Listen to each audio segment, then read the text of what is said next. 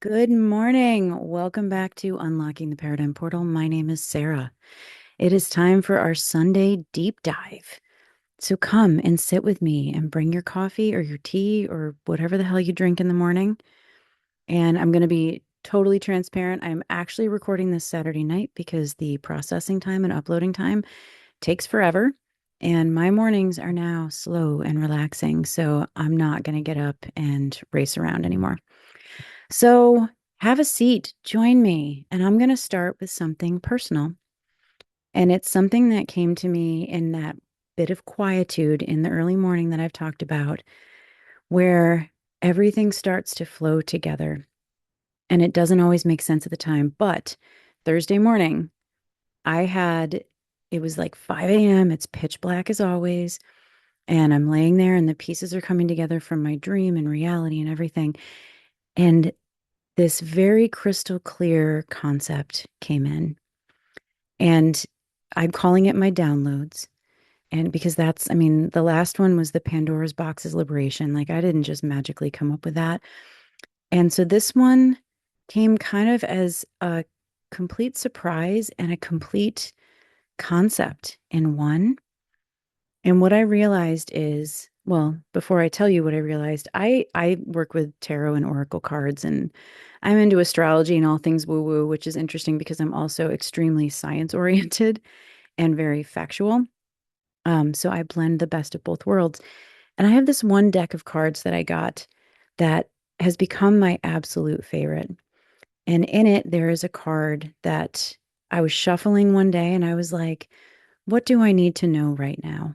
Like what message is there for me? And this one card came flipping out, and it's called the Vessel. And on it is this really beautiful ornate like vase, and there's light coming out of it. And as I saw it, I was like, that's amazing. And it's all about, instead of being trapped by your wounds and your patterns and everything, it's the mirror image of it. So instead of it being bound by all of that, it's recognizing those wounds and turning them into your superpower and becoming a container for all of them in a healthy way instead of bound by them. I hope that makes sense. So that I pulled that card like weeks and weeks ago, and somehow it came in and into this moment of quietude where everything started piecing together. And what I realized was that I had been a vessel for a very, very long time, and not like as a martyr or anything like that, and not in a depleted or resentful kind of way, but in this very specific way that certain people move through the world as activators or catalysts. And my heat just turned on. And tonight, I'm recording differently. I'm down in my living room, sitting on my couch, and the vent is like right next to me. So sorry if that noise is in the background and distracting you. It's distracting me. But anyway, so I realized I have been this vessel, this catalyst. And for many, many people, and everyone is a catalyst for somebody. And so what I realized is that I've been a catalyst that functions as turning on the lights in the room that someone has been navigating in the dark for so long that they forgot that light was even an option. And I am very, very focused on in my work, in my life, on Carl Jung and shadow work. Google it if you don't know what it is. Go back to the duality series because that was very much so about all of that. And I mean, the whole concept is shoving down all, and now my cats are meowing. I am sorry.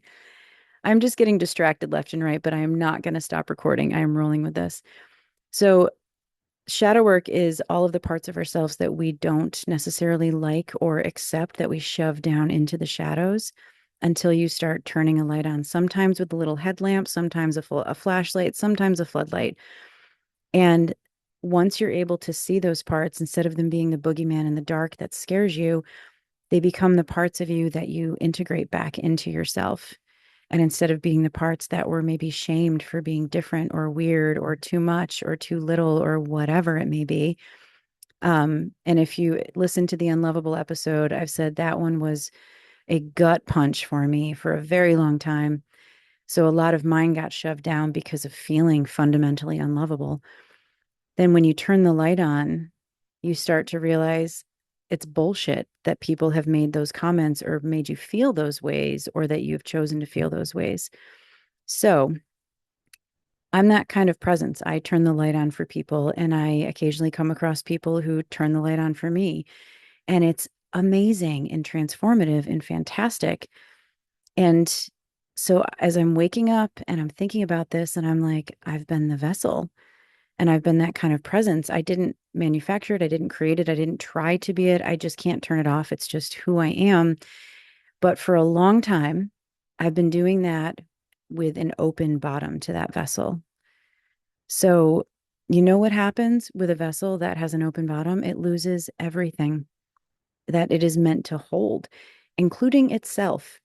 So I spent most of my life offering everything and pouring everything out and hollowing myself out to make room for what everyone else needed, like pulling people into the boat, so to speak. And that will make sense later on, and holding them through the first terrifying breaths of being truly seen, which has happened especially since getting into breath work, and then watching them choose to go back into the water, and when the water being all of the wounding and the fears.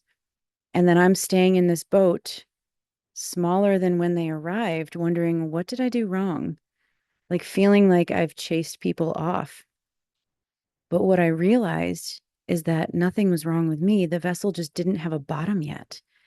And then Thursday morning, I woke up and I was sitting there processing, and it got one. So that vessel closed off, and it was a beautiful, beautiful awareness. And it ties into everything I want to talk about, because it's all of the wounding. It ties into how you end up as an open vessel in the first place. And I don't think it's an accident. I think it's architecture. I think it's something that gets built into you way before you have any say in the matter. And I think a lot of you know exactly what I'm talking about. So we're going to go back to where the blueprint comes from, because I've been talking a lot about generational patterns, and everything starts with mom and dad. I know, stay with me. Don't get pissed, because I'm not talking about blame. And I want to be very clear about that before I go anywhere near this. Most parents were doing the absolute best they could with what they had. Most. You have the occasional deviant ones that are just terrible human beings, but even those ones are carrying their own mountains of crap. And a lot of them were working themselves to the bone just to keep the lights on and the bills paid. And a lot of them were carrying their own inherited pain that nobody ever helped them to look at. Go back and think about the silent generation. They didn't have the tools, and they were showing up every single day, exhausted and scared and doing what needed to be done. And you, because you were a kid, couldn't see any of that. All you could see was what was missing and what you needed that wasn't there. And here is the brutal truth about parenting that nobody tells you when you sign up for it. Would have been really cool to get the memo ahead of time. And it's that no matter what a parent does, something gets passed down. And it's not because they're failing, it's because they're human, and because they're healing their own wounds in real time while simultaneously trying not to bleed out on their children. And sometimes they bleed anyways, not on purpose. And that's just because that's what wounds do. And I will always remember my first day in my first real intensive therapy, gosh, probably about a decade ago, that she was my therapist, my coach, my mentor, everything. And I'd had a complete breakdown, and I'd known her for a while. And I called her and I said, "Hey, can we do some therapy?" And she said, "Are you okay?" And I said, "Oh yeah, I'm fine." And she said, "Bullshit. You wouldn't be calling me if you were fine." And I was like, "I'm not fine." And she came to my house, and I said to her, "I just don't want to fuck up my kids." And I will never forget her head throwing back, or her throwing her head back rather, and just laughing this full belly laugh. And I was so startled by that because I was being really serious. And I said, "What is happening?" And she just said, "Oh, Sarah, we fuck them up no matter what we do." And I was like, "Oh, cool. So this is a losing battle." And she was like, "No, you start dealing with your stuff and then you'll stop passing it down and then you can start mitigating the damage that's already been done. And I was like, okay, cool. And I felt like I was standing in front of my own personal K2 because I'm not a big fan of Everest. And I'm not joking. It was the hardest thing that I'd ever started. And the climb it never stopped being hard, but like I'd hit plateaus and I'd be like, okay, I can breathe, I can relax a little bit. And then the next hard thing would come in. But the cool thing is, every hard thing that you tackle, you're prepared for it because you already tackled one hard thing. Even just making the phone call to find someone to talk to, that's a hard thing. And then the next hard thing is much more doable. It's steps. And, you know, it's so right. Like we don't mean to totally screw up our kids and we don't totally screw them up, but we do inadvertently pass our shit down to them to carry without being aware of it until you do things like your own work. And when I say work, it's with a capital W, it's digging into your crap and not just analyzing it in your mind, but actually embodying it. Like there is a huge difference between understanding the work and the concepts and being able to talk about it and actually in real time living it with intention and actively making changes. Huge, huge, huge difference. And when I talk about the wounds that I'm going to talk about right now, take a breath. Don't make a phone call and start telling your parents every way that they screwed you up, because I'm going to talk about the mother wound and the father wound tonight. And I'm not talking about what your parents intended. I'm talking about what got transmitted. And those are two very, very different things. Intentions ultimately don't matter. That's just my belief. And I have a lot of people that get all pissy about that. That's fine. You're welcome to have your feelings. I feel that if you say, well, that's not what I intended, but you do something that's an asshole thing, it's still an asshole thing. It doesn't matter what you intended. And that means there's a discrepancy between what your intentions are and what you're actually doing. And the goal is to merge the two so that you are intentionally doing what you intend to do, if that makes sense. So we're going to go right for the mother wound. And again, judgment free, shame free, blame free. We are scientists observing patterns and noticing what we were raised with, because they were raised with something and they're carrying what they're carrying. And I remember I had a meme that is somewhere in my 8,000 pictures on my phone that said, be gentle with your mother. It's her first time too. And it goes for your father too, first time too. We're all still learning and trying to stumble our way through. So the mother wound does not always look the way you expect it to. What do you think when you hear the mother wound? Yeah, you probably picture somebody very cold, very critical, very absent. And those are absolutely traits that create wounds, no doubt about it. But there's so many more nuances to it than that. Some of the deepest mother wounds come from women who were genuinely loving and present and good moms by every external measure. Remember, we've talked about the silent generation and how they learned that love was by providing all of the survival stuff, right? Because they didn't know how to show up for the emotional because no one had shown up for them. Same with the boomers. They had parents who didn't have the emotional capacity to show up in that way because it wasn't that important. I mean, think about the time period. We go from and I looked it up, the generation before the silent generation was called the Great Generation. I think that was the actual name of it.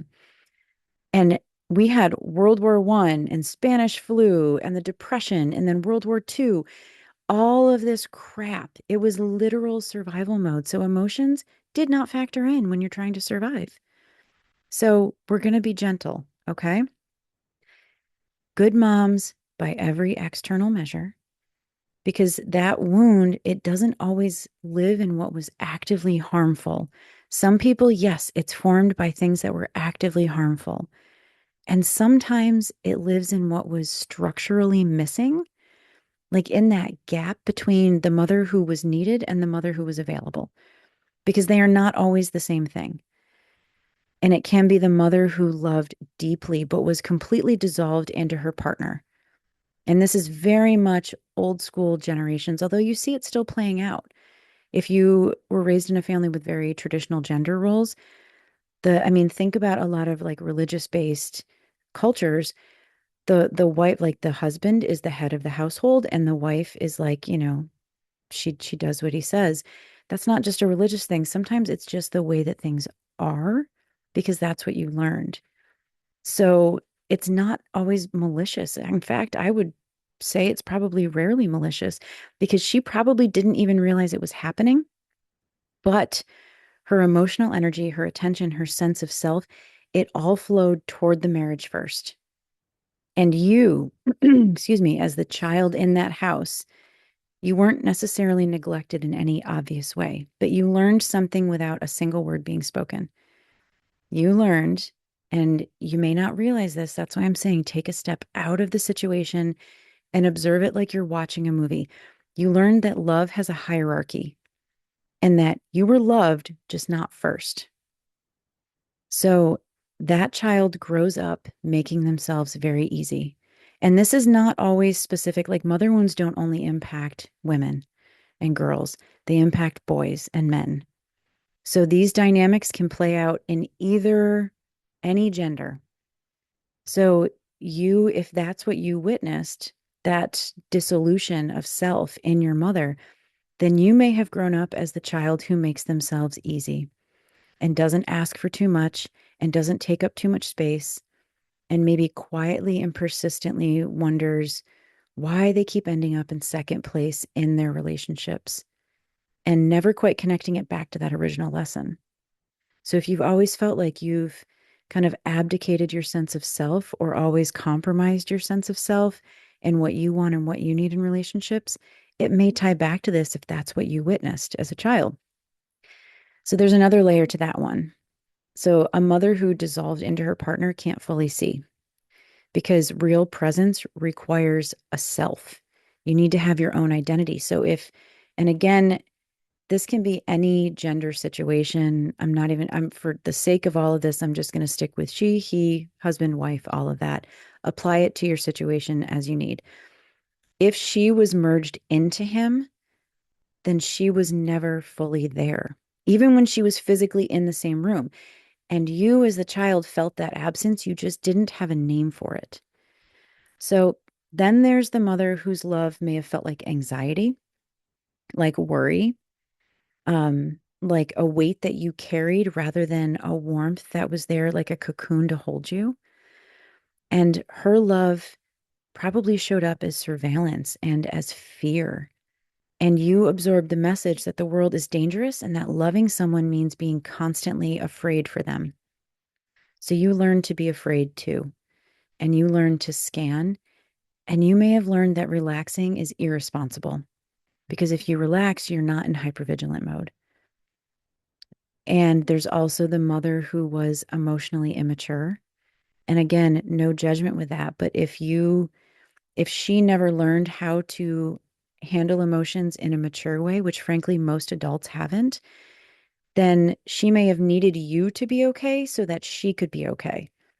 This is where we're talking about enmeshment, if you've heard of that. And you may have needed to be, or she may have needed to be someone who was managed and protected and soothed. So then you became that manager, that protector, that soother, so to speak. And you became a caretaker of the person who was supposed to be taking care of you. Does that resonate with anybody? Because that's a lot of people I can think of. And you got very, very good at reading the room and at knowing what someone needed before they asked and at making yourself so useful that you could feel safe. There's also the mother who was conditional, whose love felt contingent on your performance or on your behavior, your choices, your ability to make her proud, or at least keep the peace. These are a lot of like middle children fall into this a lot, the peacemakers. They keep the balance. And you learn to earn it relentlessly forever. You learn that love is something you have to keep proving yourself worthy of, or it goes away. Hello, unworthy wound. And there's also the mother who was physically present but emotionally elsewhere for a variety of reasons. This would especially be if your mother tended to fall into depressions. So she's there in the house, just not really there. And you may have learned to need less and to handle things yourself. be very, very hyper independent, and to be very low maintenance, and to not be a burden, and to take up as little space as possible and be grateful for whatever little breadcrumbs came your way. And all of these, every single one, creates a child who learns to give more than they receive and to shrink rather than expand. Don't take up space.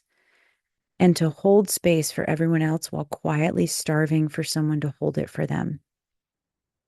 So, whether you are a man, a woman, or anywhere in between, does this sound familiar? Because this is where you learn to be the open vessel that I talked about in the very beginning. So, now we're going to go into the father wound because it shapes something very different but equally foundational. So, your father was often the first experience of power, of how authority behaves, and of whether the world is actually safe, and of what it means to be in the presence of someone bigger than you. And how that went, how safe or unsafe that felt, got wired into your nervous system before you had any words for it at all. And there's the volatile father, the unpredictable one. If any of you have somebody like that, that's a rough one. And because that's the father who, whether or where his mood was when he walked through the door, it sets the temperature for the entire house and everyone kind of adjusts around it. I've referenced the emotional weather. You learn to read the emotional weather. So you learn to read the energy of the room before you could even read a clock. How crazy is that, right? And this is someone who has acclimated to walking on eggshells. This often ties back to whether it's the mother or the father.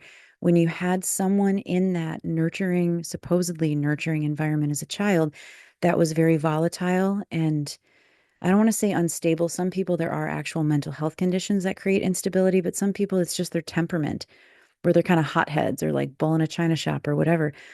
But if you have that kind of unpredictable nature, especially in your father, then you learn that love and threat can live in the same person.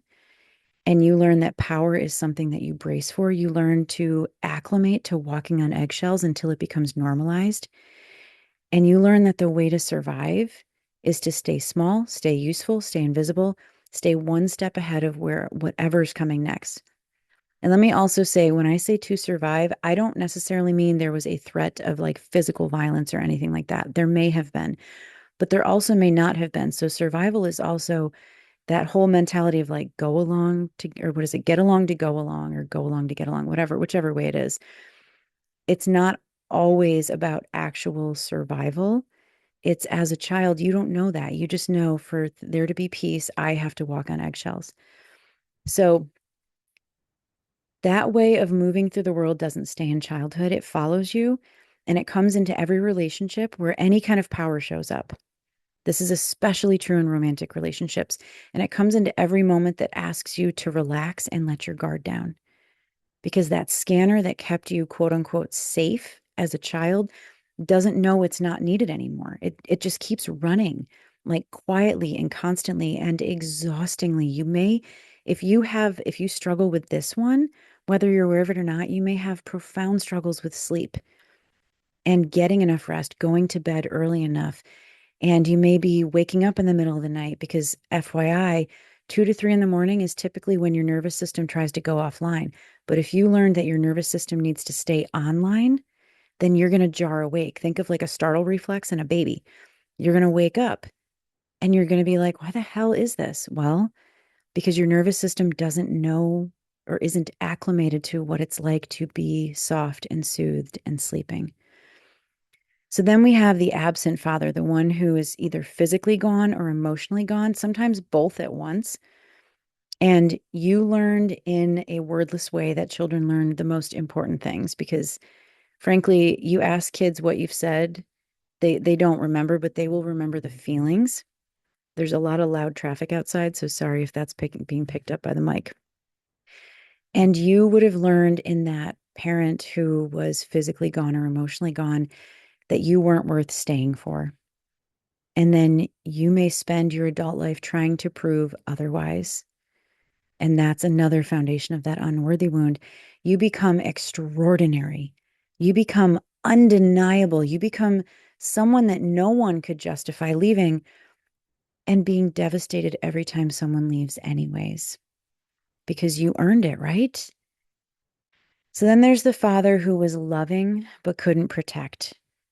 And he's the one whose love was real and present and still somehow not enough to intervene when intervention was really needed because he's carrying his own baggage. And you learn that love and safety are not the same thing, and that someone can genuinely love you and still fail you when it counts, and that you cannot rely on love alone to keep you safe. So you had better learn to keep yourself safe because no one else is going to do it. Hyper independence on this one, and a huge difficulty leaning into vulnerability. So then there is the inconsistent father who's warm and wonderful one day, shut down and withholding, or just somewhere else entirely the next. And I'm going to reiterate, if any of these patterns tie into your mother and any of the mother patterns tie into your father, just flip the roles. The point is the pattern, it's not necessarily specific to the gender of the parent. So that inconsistent one, warm and wonderful one day, shut down and withholding, or just somewhere else entirely the next day. So then you never know which version is walking in. So then you become hypervigilant. This is another way that the eggshells show up. And you get super, super good at reading people and at sensing all the shifts before they happen and at bracing for withdrawal, even in the middle of warmth, because you know from experience that that warmth doesn't always last and it's not consistently there. So then there's what happens when you layer these on top of one another. Let's say you have a situation where you have a more dominating father and a mother who is like super devoted to him. So the child in that house doesn't just carry two wounds. Those wounds literally compound each other, and you can mix and match any of these wounds. So it's you can see them independently in each of your parents, sometimes multiple in each parent, and then you pile them. It's like piling them on top of one another. And you end up, the child in the house, they end up not carrying multiple, just the two wounds. They end up carrying multiple wounds because of that compounding. So, with that one situation, with like the more dominating parent, whichever gender, and the more devoted parent, then the message from the dominant parent is that power is dangerous. And the message from the devoted parent is you stay anyway. You stay devoted, you stay loyal. That's what love looks like. So, what does that produce? Well, it produced someone who mistakes intensity for passion, or someone for whom genuine steadiness might feel very suspicious. It's like too quiet, too easy, too something that feels wrong if it feels this calm. Or someone who confuses familiar with right. Or someone whose nervous system reads the alarm as being alive and that quiet as a warning. So I want to say this again because it matters so much. Most of the parents creating these dynamics were not doing it on purpose. They were passing down what was passed to them. And the wounds are almost never malicious. There are some crap people out there. I've already said that. But most of the time, it's not malicious. They are playing out their own patterns, and then you're absorbing it like a sponge. It's inherited, it is structural, it's architectural, and it gets handed forward generation after generation until someone in the line decides to stop and look at it directly, which is exactly what you're doing right now. And I'm going to say, I'm proud of you because I know firsthand this work is not easy, especially it's not easy to do it and suspend your judgment and your blame and your shame. It's very easy to get sucked back into those dynamics. And by the way, when you get sucked back into the judgment, the shame, the blame, the anger, all of that, you're playing right back into those patterns. So the difficult part is to stay separate from it and just observe like you're watching your life as a movie. And I'm telling you, when you can see, especially your parents, your foundational family, and it doesn't have to be parents, like primary caregivers, siblings, whatever, you can see this in anybody around you who is crucial to forming who you are. You don't end up like it feels disloyal at first. However, You're seeing the person in their entirety, the full 360 instead of just the 180. And then I'm telling you, that well of compassion deepens until it's bottomless. And you end up really appreciating people because you see them clearly. And it doesn't always mean, you love them even more. You appreciate them as a full human being, not just the one part. So all of these experiences, all of them in every variation, whatever ones apply to you and your life, they settle into your body as core wounds, and they don't announce themselves. They don't walk up and introduce themselves by name like, "Hi, I'm the asshole and lovable wound. How you doing?" They just quietly run the show behind the scenes, outdated programming that your system has never fully upgraded because it didn't even realize upgrading was an option until now.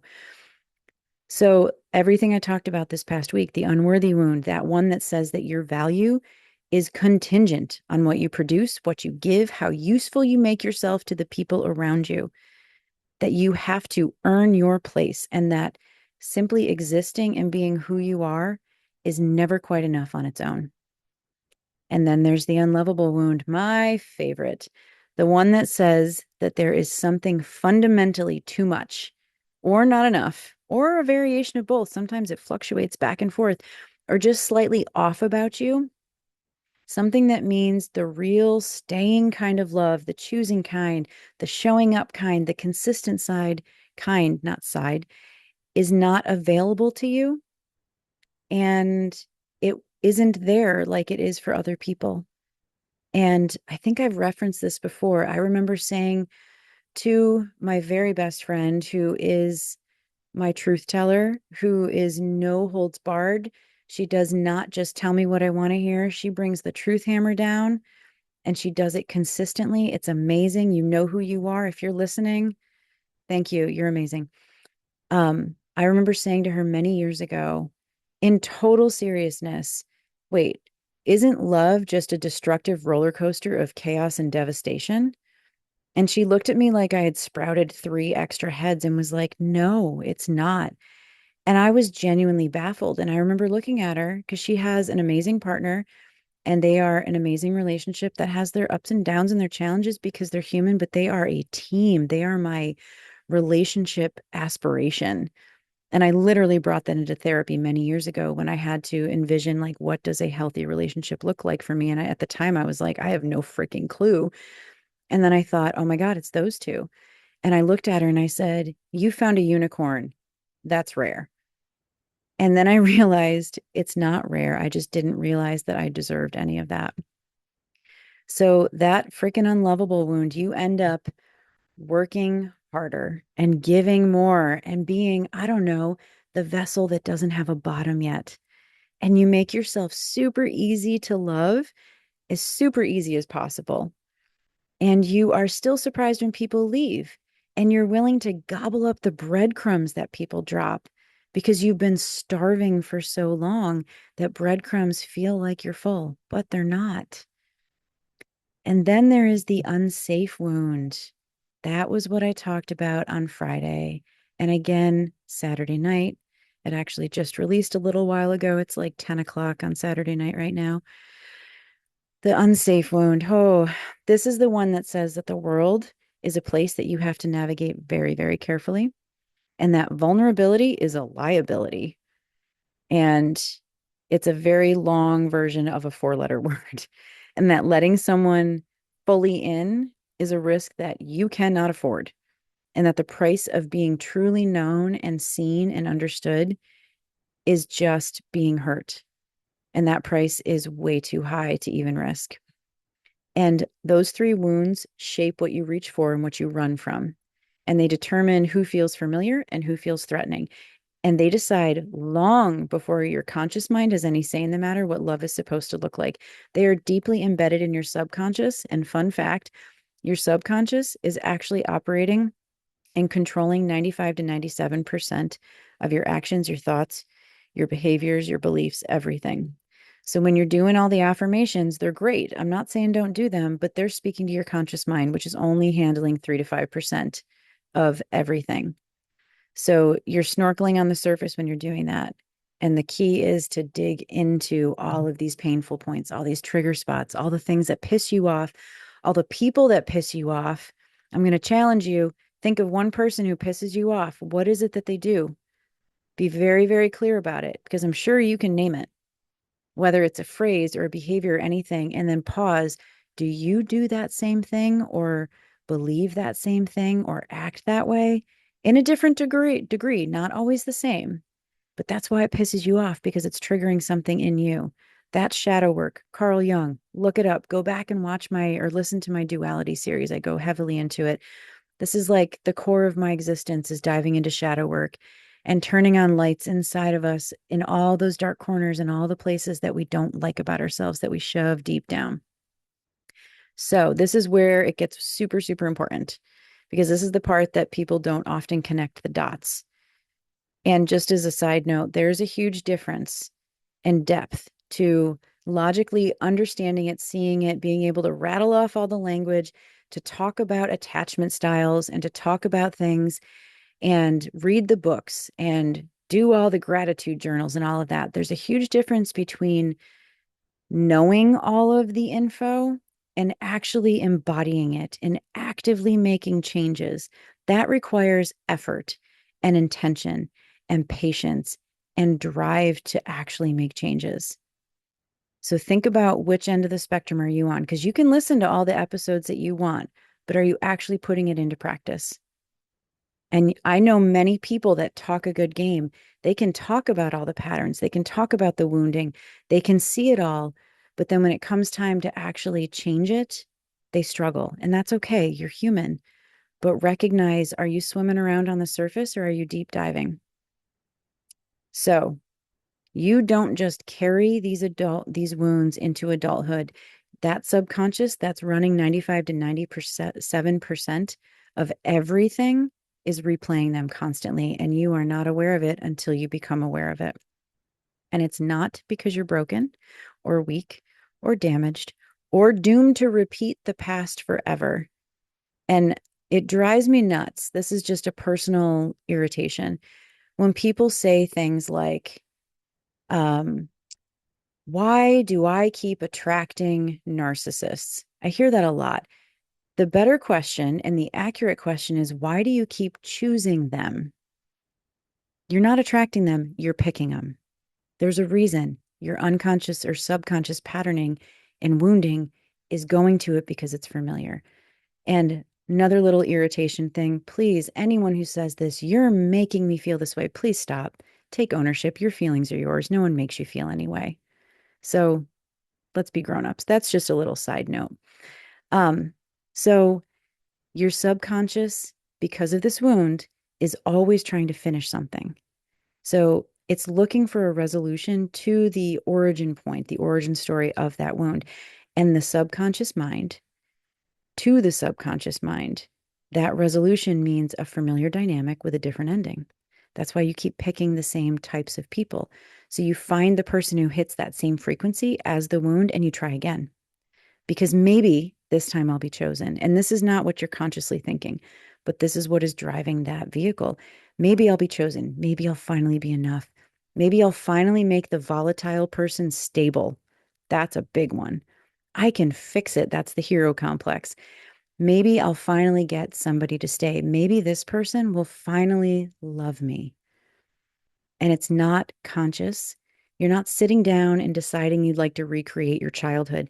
It happens below the surface in that language of feeling and the pull and the chemistry and that inexplicable sense that this person is somehow significant.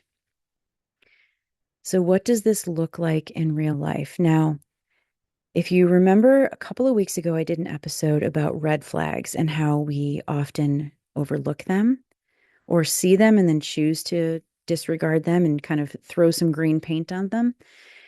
So if you meet someone of any form, friend, romantic partner, whatever, and you're like, oh my God, there's a connection here. Red fucking flag.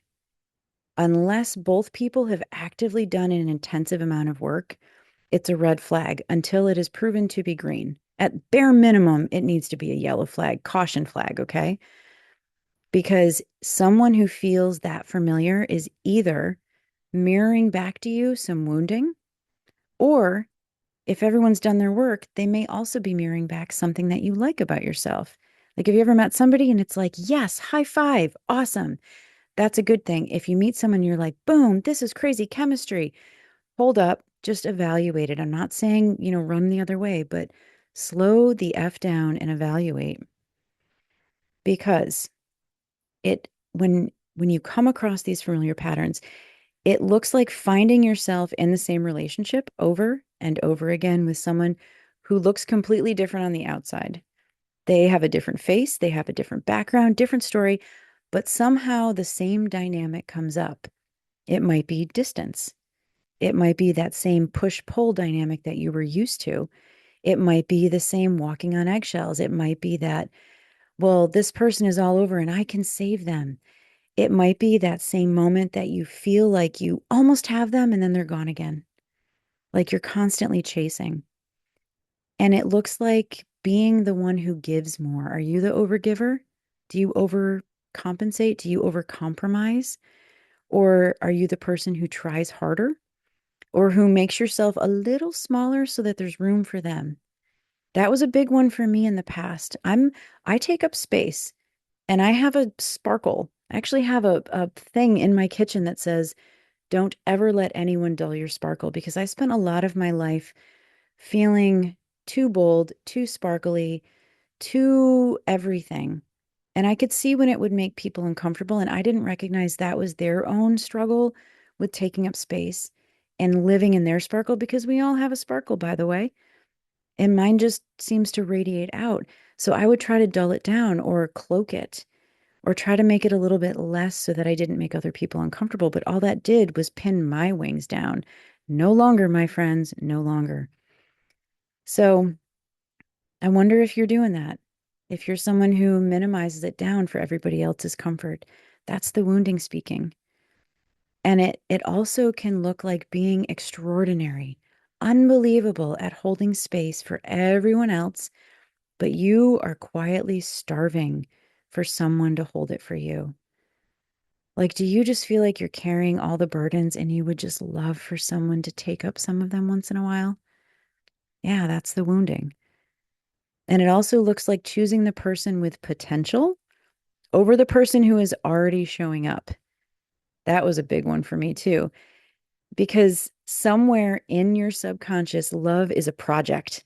Love is something you build and you tend and you like coax into existence. And if I nurture this person just enough, they'll rise into their glory. And the idea that love just arrives like already assembled and consistent and sure of itself, it doesn't quite compute. And it feels too easy and like something must be wrong. So if you are someone who has chronically chosen the projects and the potential because you see that spark of them, but then you see the spark, you see the potential, they show up, they have a great conversation, they seem to be making all this headway, but then they shrink back down or they disappear, whatever. You fell for the potential, you're trying to fix it. Notice the red flag.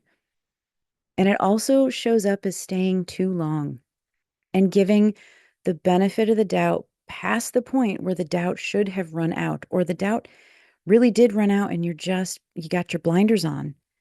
Because it's like, if I put in more work, it'll work. No, if it's at that point, the well is run dry, the well has just run dry. Because you're believing in someone's capacity to change more than they believe in it themselves.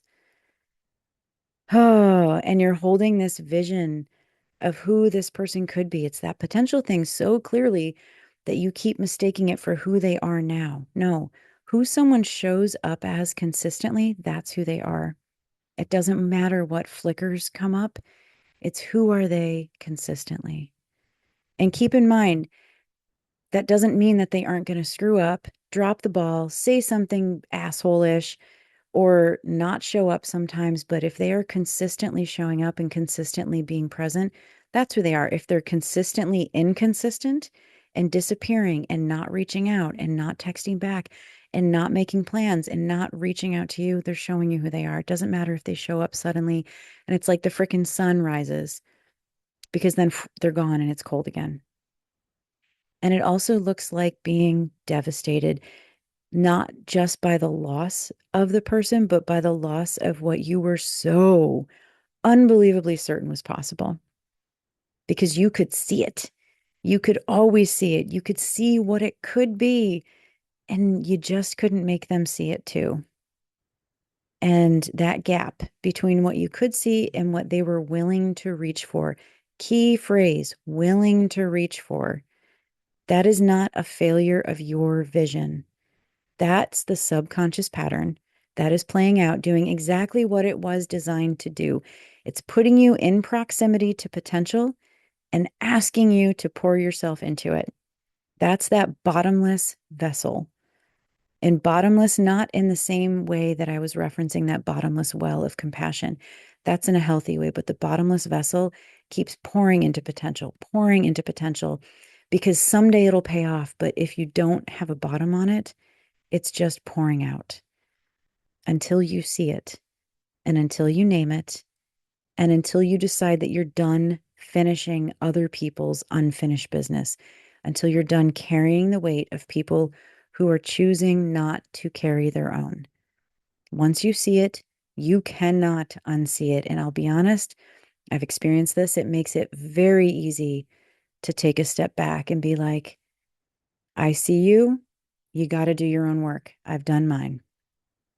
But here's the thing about your nervous system that needs to be talked about more. It's not looking for happiness, and it's not looking for health, and it's not even looking for love, not consciously. It's looking for what it recognizes. It's looking for familiar that feels like home, and safe, real, quiet, consistent, safe can feel like a threat. So familiar is that unconscious patterning. That's why you're drawn to these dynamics that don't have you feeling full and lit up and passionate about life and excited about anything. And like the sun has started shining, it pulls you back into familiar subconscious patterns that feel comfortable and feel familiar and feel things that you know consciously are not awesome for you, but you keep returning to. Oh, so safe. Not only does it feel like a threat, it doesn't feel it's not just boring or flat or underwhelming. It's like actively suspicious, and it feels like a trap, and like the other shoe is about to drop. And like if you let yourself relax into something, it's going to go very, very wrong, because in all of your experience and in that subconscious programming, nothing good has ever stayed good without a cost. And again, this is not necessarily in your conscious mind, but you may notice like I was very suspicious of anything. And I remember looking at somebody once and being like, what is your damage? Because I was like, what the hell is this? Um, because it just felt easy, and easy felt just off. So your nervous system that grew up inside of unpredictability, it doesn't experience steadiness as relief. You can sit and say, I want peace and I want stability and I want calm and I want flow and ease. That's your logical mind that's not driving the car. Because when you actually get those things, it'll feel good at first, but then it starts to feel like a warning, because calm was never safe. And calm was that pause before the storm. Calm was what happened right before you got blindsided. Calm was what happened right before you started crunching the eggshells. So when calm arrives, when someone genuinely steady shows up, when nothing is wrong and when there's no alarm bells going off, your nervous system doesn't exhale, it braces and it starts scanning for the catch. And then here's the crazy thing, it starts manufacturing reasons that this cannot be real, that this is not a good thing. And it finds the exits before it's even decided if it wants to leave. Is any of this resonating for you? Think about that while I grab a little sip of my coffee. And yes, I'm drinking straight caffeinated black coffee at 10:20 at night. I can drink it and then I will go right to sleep happily. This is one of the perks of ADHD. So here's the thing when you walk away from something that is real because it felt too quiet to trust, that's when you don't realize the regret until after the fact.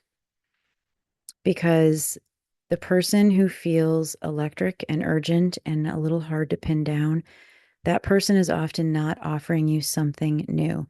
And typically, when we run, and this was definitely my pattern in the past, when we run from someone who is that safe and that stable and that loving, I remember I had somebody many, many years ago that showed up consistently every time and like in the sweetest of ways, like would write notes to me and then leave them in my mailbox, leave them tucked under my windshield wipers, just being like, I was out with my friends and it's 2 in the morning and I wanted to write you a little note telling you how awesome I think you are and how happy I am that you're in my life. And just, I mean, how mind-bogglingly sweet is that, right? And I would wake up and find these. And in that moment, I was like, I feel so loved and appreciated.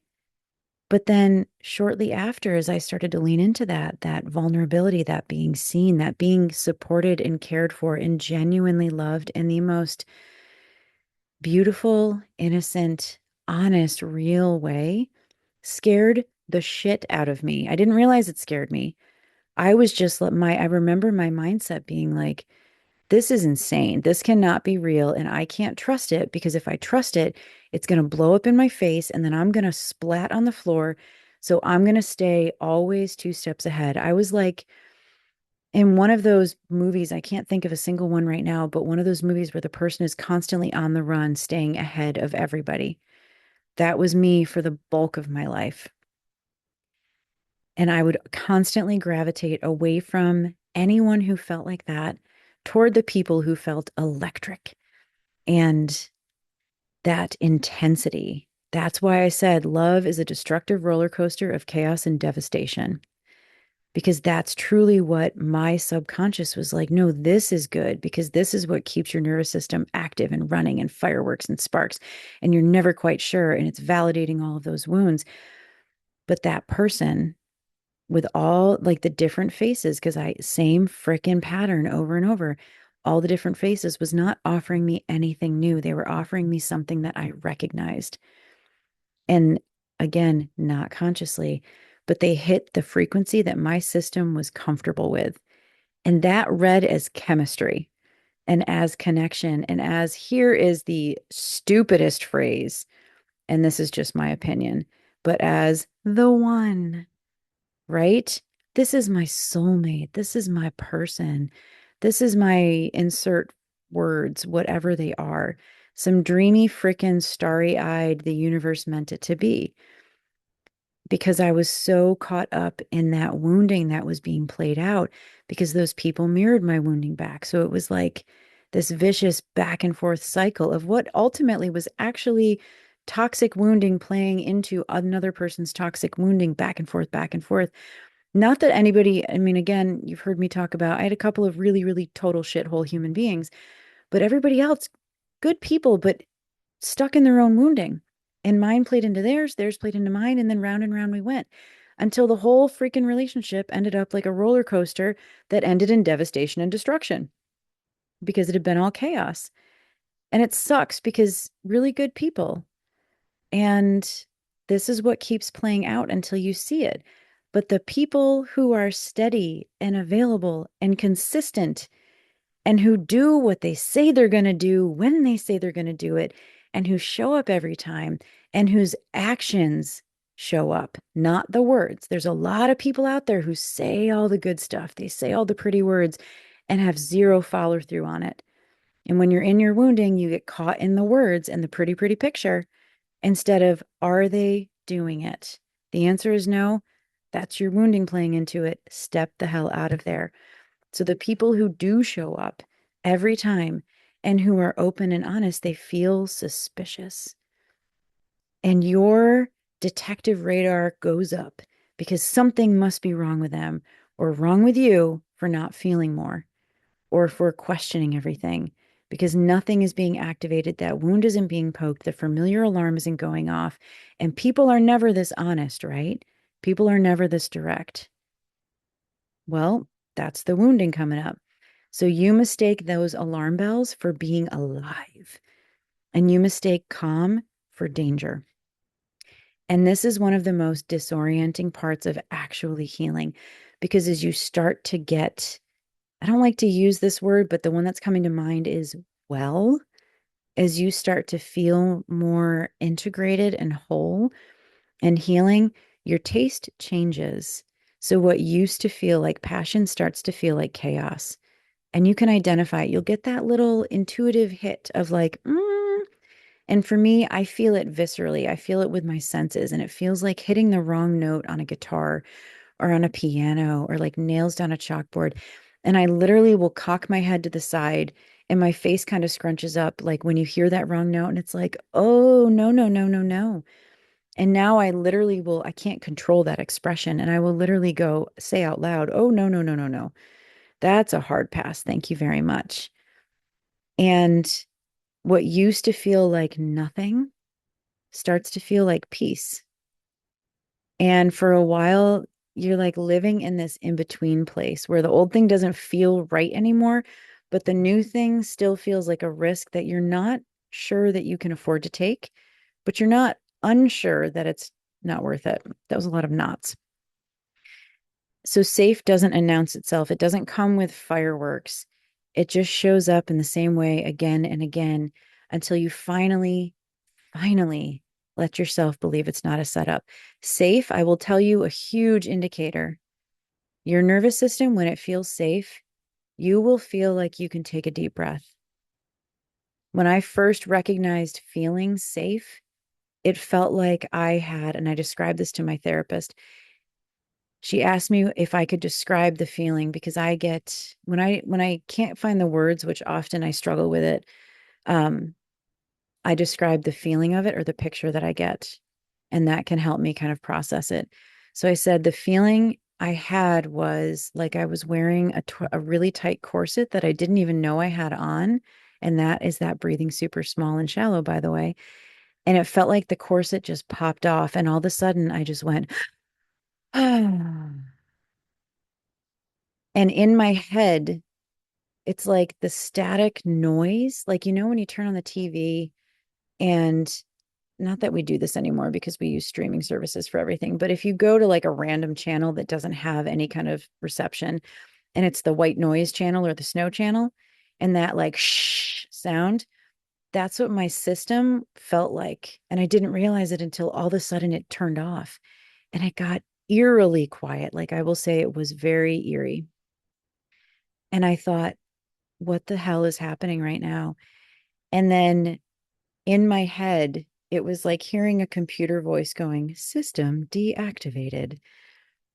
And the whole system just shut down. And now I do this work with people. It's craniosacral therapy, where when they haven't learned to deactivate their nervous systems, I will physically, manually do this technique that I traveled to North Carolina to learn through the Upledger Institute, by the way, amazing place.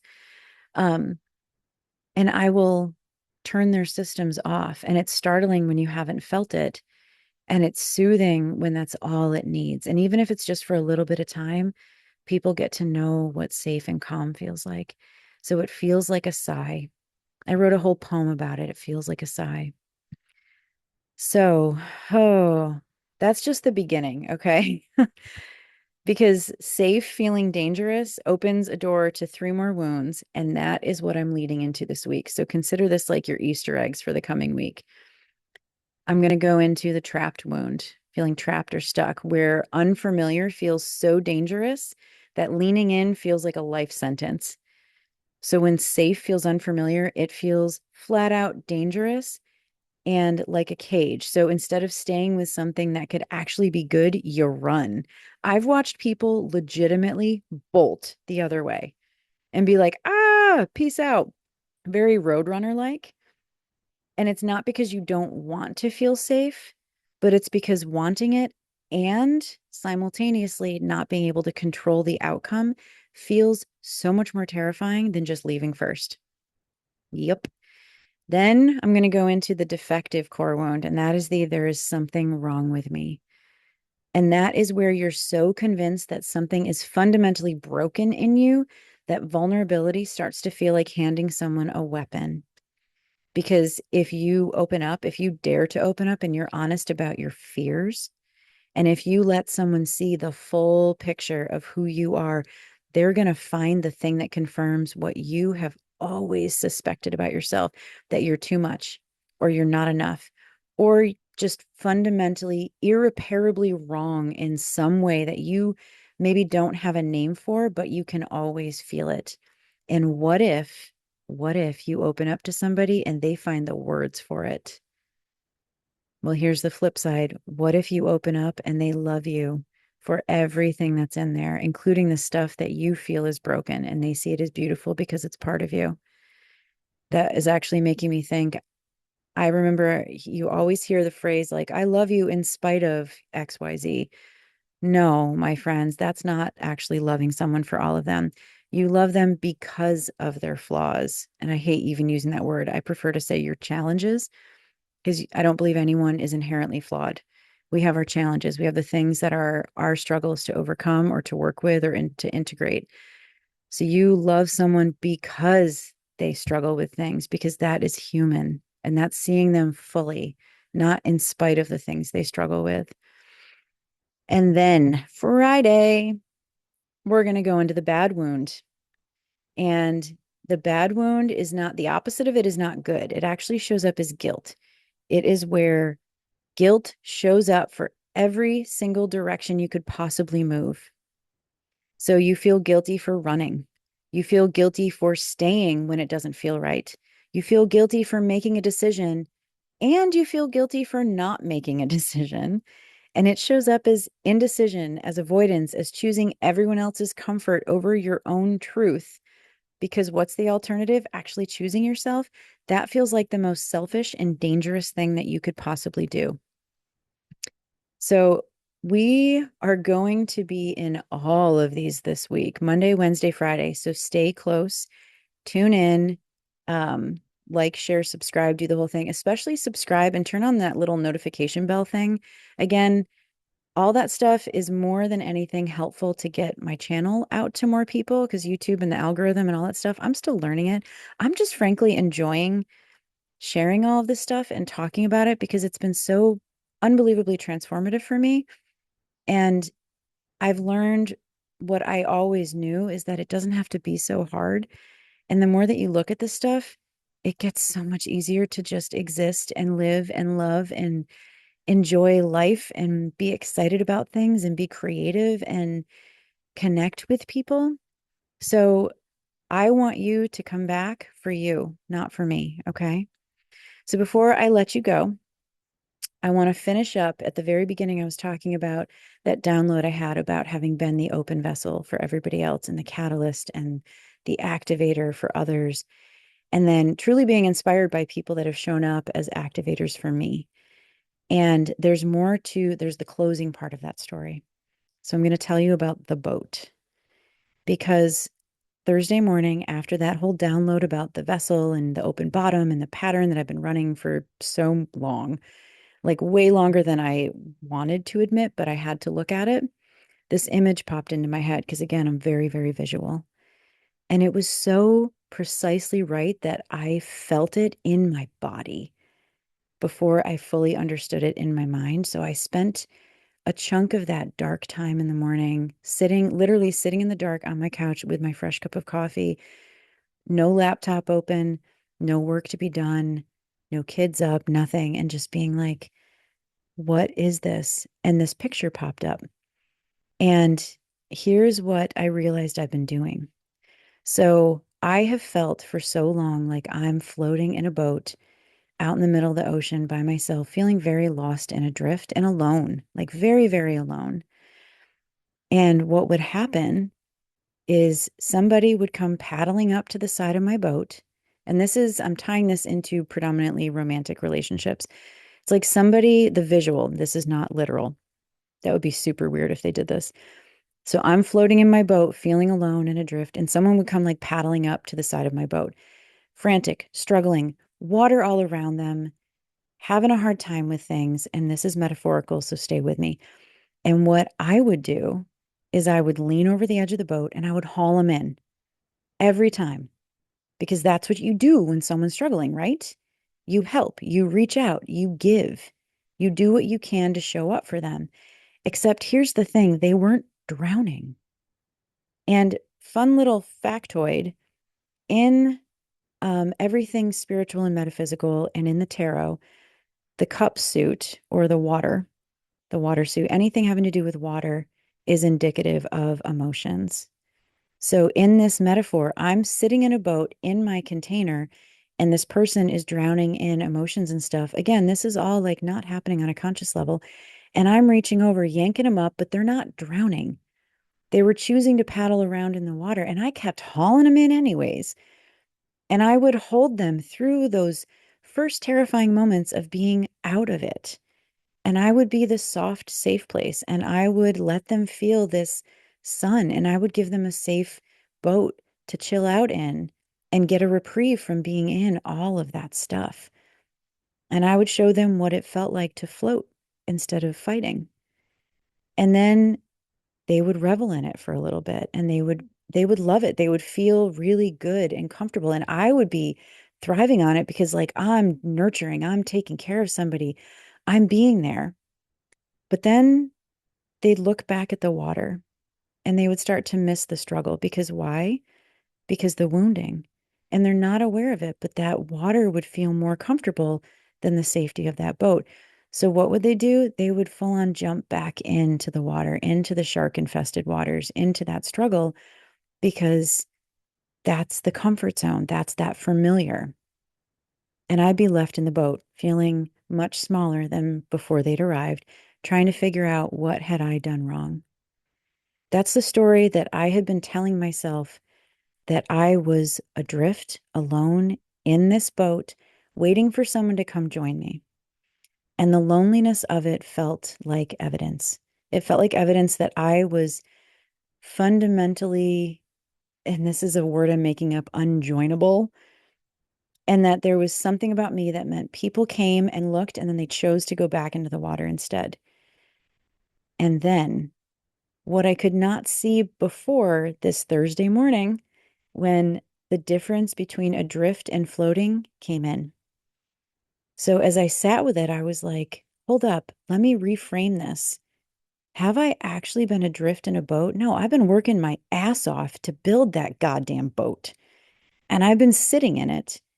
I'm not adrift.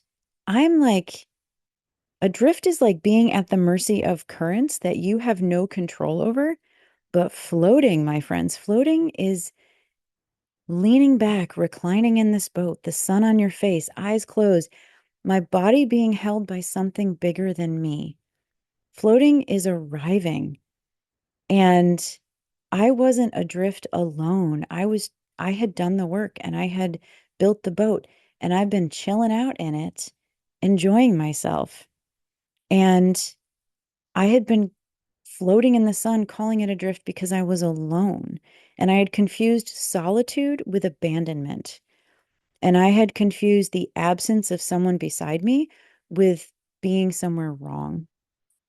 But here's the thing that I realized as I'm sitting there, and this is literally everything that is like floating through my head. Floating, get it?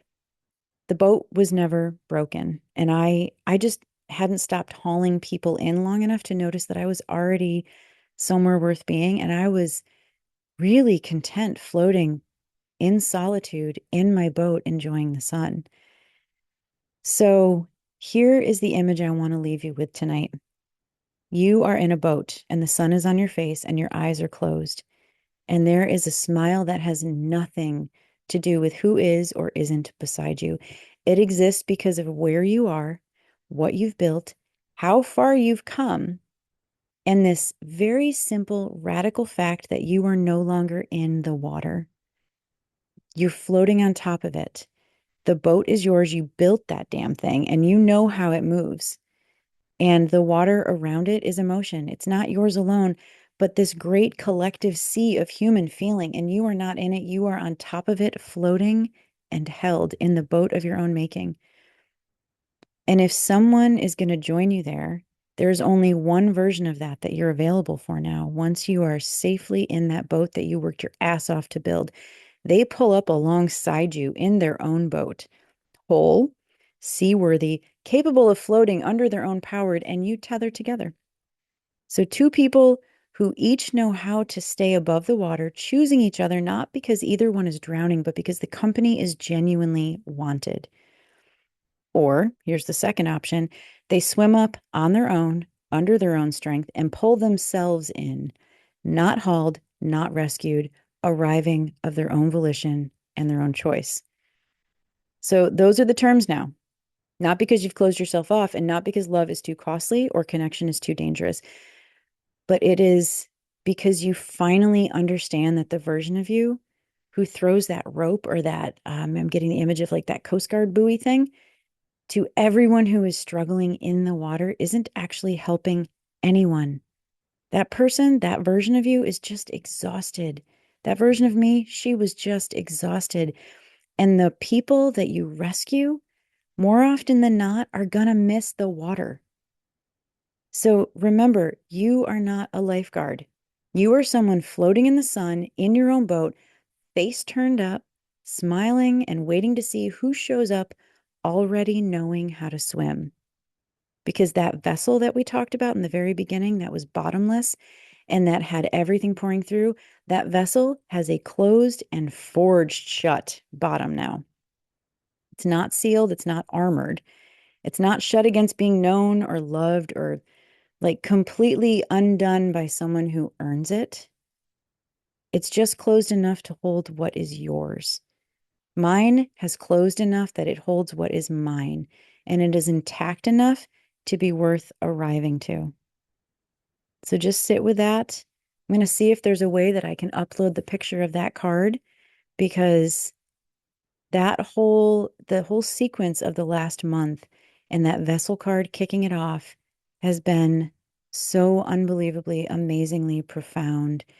And keep in mind, this vessel metaphor is not just about romantic relationships. I realized literally carrying children, I was the vessel for my children.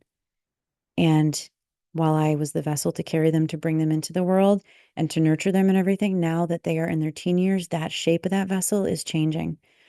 And I am the vessel for my family and my siblings and my parents. And it's learning how to hold that bottom instead of letting everything pour through it. So I am very excited for every episode this coming week. So as always, Monday, Wednesday, Friday morning at 6 a.m., the Be Real Not Nice, getting into 3 more core wounds and the generational patterns. Tuesday, Thursday, Saturday at 9 p.m. is Light in the Dark. So each of those episodes is going to be tied to the wound that came up the day before. And then next Sunday, I have another deep dive. I don't know what the hell I'm going to do. I'm going to see what the week turns into. At some point, I'm going to do some interviews. Quinn's going to come back and do another one. And I'm thinking at some point down the road, I'm going to do a live with the video on, which I have not done. And I've been leery of doing it, but I'm feeling like that might be interesting. And I would really love to actually interact with people. So if that's of interest, let me know. And in the meantime, I hope that you have the most wonderful Sunday. It's supposed to get warmer here, thank God. And I will be back Monday morning for some more wounding, not to cause it, but to help heal it. Thank you. Have a wonderful day.